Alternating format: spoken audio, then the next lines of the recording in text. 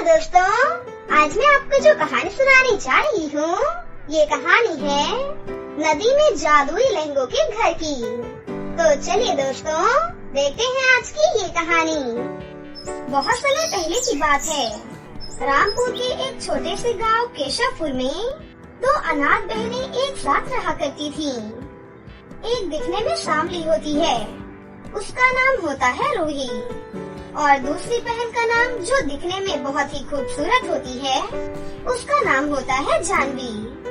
दोनों एक साथ तो रहती थीं, मगर दोनों का रहने खाने का तरीका, बातचीत का तरीका, खाने पीने, स्वाद सब कुछ ही अलग थे।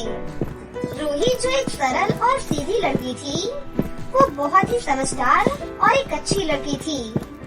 रूही को जो कुछ भी खाने को मिल जाता था, वो उसी को खाकर अपना गुजर बसर कर लेती थी। लेकिन जानवी बिल्कुल भी ऐसी नहीं थी।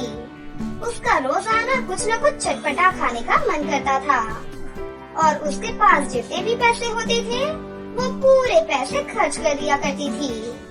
वहीं रूही अपनी जमा पूंजी को बुरे वक्त के लिए बचा कर रखती थी। इसी तरह से दोनों बहनों का जीवन चल रहा था।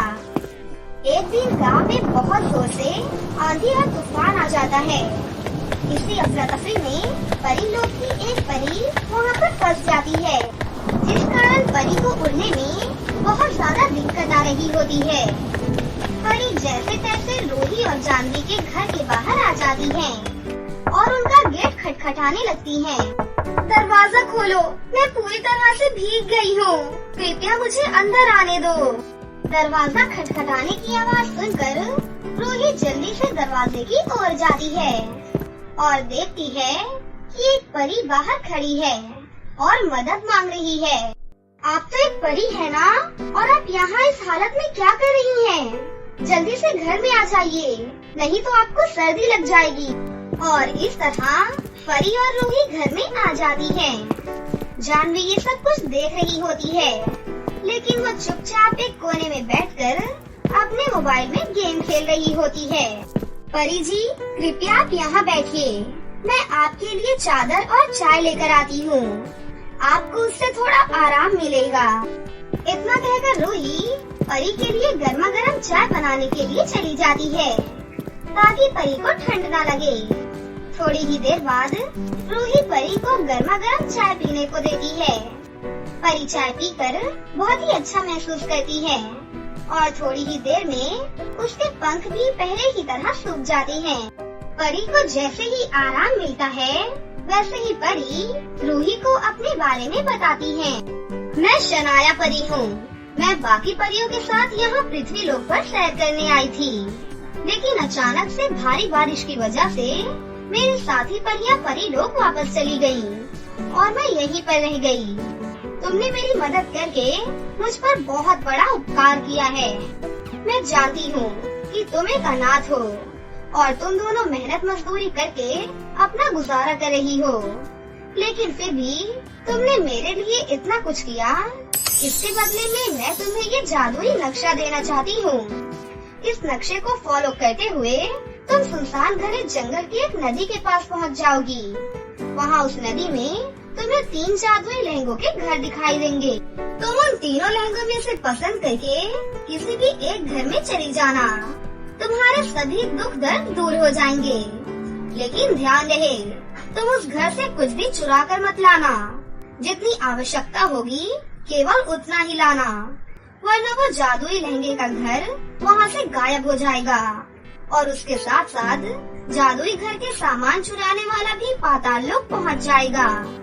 तूफान थम गया है, अब मुझे जाना होगा। मुझे परी लोक पहुँचने में अभी समय लगेगा। परी इतना कहकर वहाँ से गायब हो जाती है। रूही वो नक्शा टेबल पर रखकर जल्दी से सो जाती है। सुबह उठकर जानवी और रूही दोनों उस जादुई नक्शे को फॉलो करते हुए उस जादुई लहंगे के घरों को खोजने के लिए निकल जाती हैं। थोड़ी देर बाद दोनों एक सुनसान जंगल के बीचों बीच आ जाती हैं, परंतु वो नदी और घर उन्हें नहीं दिखाई देते। तभी उनकी मदद करने के लिए शनाया परी एक बूढ़ी दादी का भेष बदलकर उनके पास आती है। प्यारी बच्चियों, तुम इस घने जंगल में क्या कर रही हो? यहाँ जंगली जानवर तो तुम्हें बहुत नुकसान पहुँचा सकते हैं। मैंने यहाँ से दाएं बढ़कर नदी में कुछ घर देखे हैं। क्या तुम उस घर में रहती हो बेटा? दादी माँ, क्या वहाँ कोई लहंगे जैसे दिखने वाले घर थे? हाँ बेटा, वो लहंगे के ही घर थे। धन्यवाद दादी माँ, हम दोनों वहीं जा रहे थे। इतना कहकर दोनों बहनें दादी माँ के बताए गए पते पर पहुँच जाती हैं और देखती हैं कि उनके सामने तो नदी में जादुई 3 लहंगों के घर हैं, जो परी ने उन्हें बताया था। जानवी लहंगे के घर को देखकर लालच में आ जाती है और जल्दी से किसी एक घर में घुसना चाहती है। तभी रूही उसे पीछे से आवाज देकर कहती है, रुको जानवी, मैं भी आ रही हूँ, इतनी जल्दी क्या है? इस तरह दोनों बहनें अलग अलग जादुई लहंगे के घरों में चली जाती हैं। जानवी देखती है कि वो जादुई लहंगे का घर तो हीरे जवाहरात और सोने चांदी जैसी चीजों से भरा हुआ है। ये सब देखकर जानवी की नीयत फिसल जाती है और वो जल्दी जल्दी सोना चांदी एक थैले में भरना शुरू कर देती है। वहीं दूसरी तरफ रूही के जादुई लहंगे के घर में केवल जरूरत के खाने पीने की चीजें ही मौजूद थीं। ये सब देखकर रूही बहुत खुश होती है और वहाँ से खाने पीने का कुछ सामान अपने हाथों में ले लेती है और बाहर की तरफ निकलती है। तभी जानवी मन ही मन सोचती है कि रूही तो 1 नंबर की पागल है, जरूर वो उस परी की बातों में आ गई होगी, तभी तो वो अभी तक इस घर में नहीं आई। यहाँ से जितना सोना चांदी हो सके उतना मैं लेकर जाऊंगी। पता नहीं फिर कभी हमें ये जादुई लहंगा दिखे ना दिखे। इतना सोचकर जानवी मौके का फायदा उठाकर बहुत सारे धन दौलत एक थैले में इकट्ठा करके वहाँ से ले जा रही होती है कि तभी उसे बिजली के जोरदार झटके लगने लगते हैं और लहंगे के घर से आवाज आने लगती है। क्यों लालची जानवी, शनाया परी ने तुम्हें बताया था अगर तुम लालच करोगी तो तुम पाताल लोक में चली जाओगी। अब तुम पाताल लोक में जाने के लिए तैयार हो जाओ। लहंगा घर के इतना कहते ही जानवी वहाँ से गायब हो जाती है और देखते ही देखते वो जादुई लहंगा घर भी वहाँ से गायब हो जाता है। बाहर खड़ी रूही ये सब कुछ देख रही होती है तो वो बहुत उदास हो जाती है और सोचती है कि जरूर जानवी ने लालच किया होगा, जिस वजह से ये जादुई लहंगा घर गायब हो गया। रूही अपनी बहन के गायब हो जाने से बहुत ज्यादा दुखी होती है। रूही हाथ जोड़कर उस तीसरे लहंगा घर से विनती करती है, लहंगा घर जी, देखिए ना, मेरी बहन जानवी इस जादुई लहंगे के घर में कहीं गायब हो गई है। कृपया उसे कैसे भी करके वापस ला दीजिए, मैं उसके बिना नहीं रह सकती। रूही, जानवी एक झूठी और लालची लड़की है। उसने लालच में आकर बहुत सारे धन दौलत अपने साथ ले जाने की सोची और इसके बदले उससे उसका परिणाम मिल गया। परंतु क्योंकि तुम एक ईमानदार और नेक दिल की लड़की हो, तुम्हारा हमारे ऊपर एहसान है, क्योंकि उस दिन तुमने शनाया परी की जान बचाई थी। तो मैं तुम्हारे कहने पर उसे पाताल लोक से वापस पृथ्वी लोक पर बुला लेता हूँ। और इस तरह से वो जादुई लहंगा घर अपनी जादुई शक्तियों से जानवी को वापस बुला लेता है।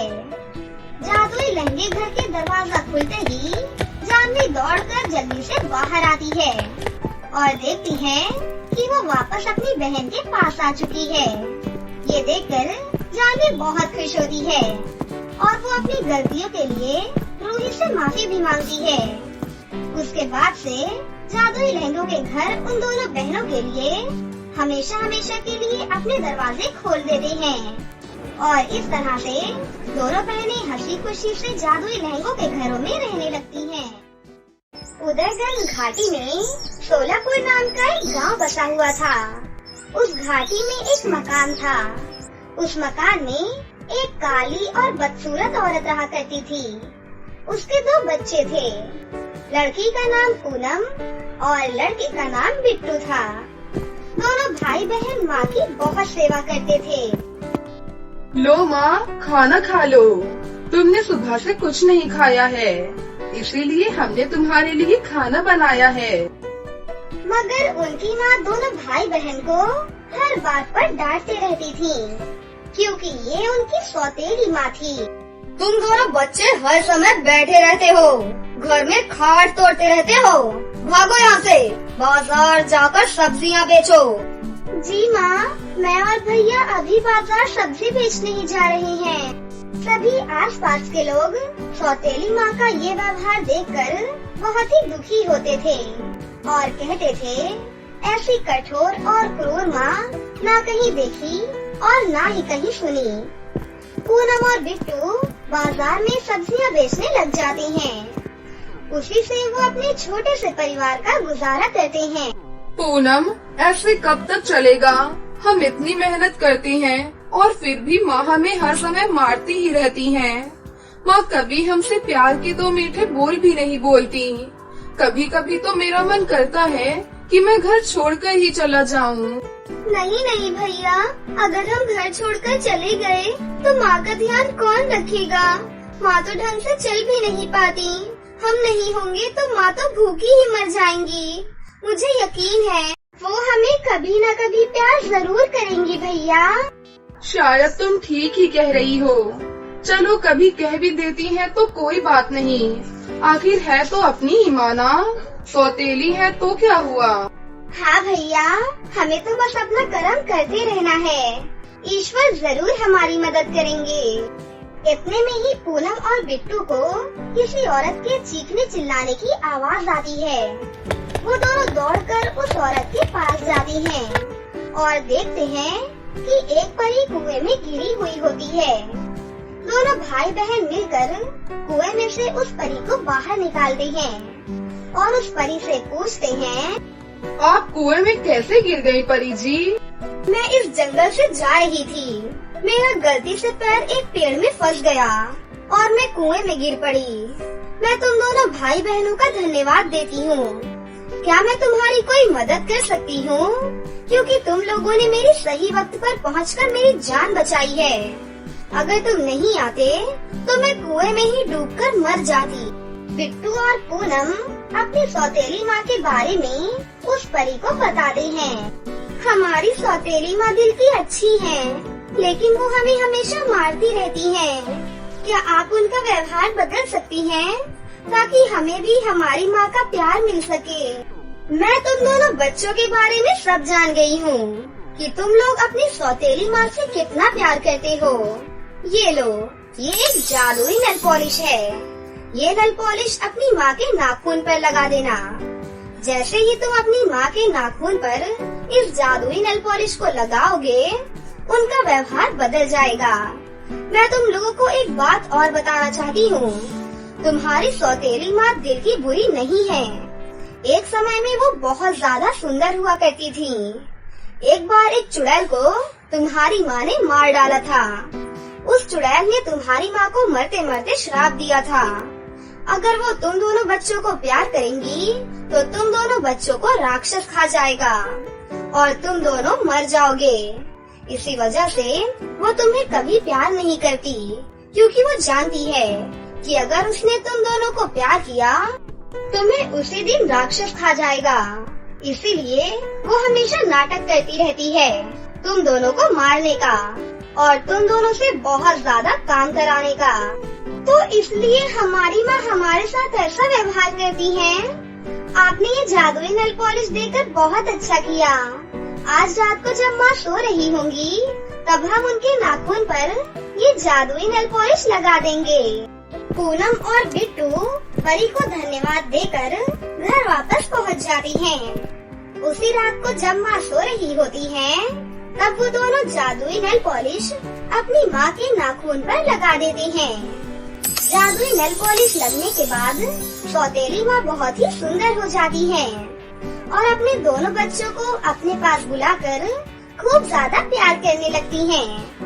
वो तीनों खुशी खुशी रहने लगे और अब उन तीनों के जीवन में खुशियाँ ही खुशियाँ थीं। लेकिन उनकी खुशियाँ ज्यादा दिन तक नहीं रहीं, क्योंकि चुड़ैल की बेटी डायना को सब कुछ पता चल गया। कि जिस सौतेली माँ ने उसकी चुड़ैल माँ को मारा था, वो औरत जादुई नेल पॉलिश लगाने के बाद अब बहुत ज्यादा सुंदर हो गई है और अपने बच्चों को भी प्यार करने लग गई है। चुड़ैल की बेटी डायना पूनम और बिट्टू के घर पहुंच जाती है। डायना उनसे नेल पॉलिश मांगने लग जाती है। बिट्टू और पूनम, तुम बहुत खुश हो रहे हो ना? अपनी माँ को सुंदर देखकर मैं तुम्हारी माँ को वापस बदसूरत कर दूंगी। वो नेल पॉलिश लेकर आओ, मैं उसको तोड़ डालूंगी। तुम्हारी हिम्मत कैसे हुई हमारे घर में आने की? जो हाल मेरी माँ ने तेरी माँ के साथ किया था ना, वही हाल हम तेरे साथ भी करेंगे। फिर पूनम उस परी को याद करने लग जाती है। परी हमारी मदद करो, चुड़ैल मेरी माँ और हमको मार डालेगी, हमें बचाओ परी जी। इतने में ही परी वहाँ पर प्रकट हो जाती है और चुड़ैल को अपनी जादुई छड़ी से पेड़ पर उल्टा लटका देती है और उसको डंडे से मारने लग जाती है। तभी वो चुड़ैल बोलती है, मुझे मत मारो, मैं जादुई नेल पॉलिश नहीं तोड़ूंगी, इनकी माँ को भी तंग नहीं करूंगी, मुझे जाने दो। परी चुड़ैल को छोड़ देती है और चुड़ैल से वादा लेती है कि कभी भी इन बच्चों को और इनकी माँ को परेशान नहीं करेगी। परी बच्चों से और उनकी माँ से विदा लेकर अपने परीलोक में वापस चली जाती है। फिर उस दिन के बाद से पूनम और बिट्टू अपनी माँ के साथ हंसी खुशी अपनी जिंदगी जीने लगते हैं। तो दोस्तों, कैसी लगी आपको हमारी ये कहानी? अगर आपको हमारी कहानी अच्छी लगी हो तो इसे जरूर लाइक करें, साथ ही हमारे चैनल को सब्सक्राइब भी कर लें और बेल आइकन को दबाना ना भूलें। मिलते हैं अगली वीडियो में। धन्यवाद।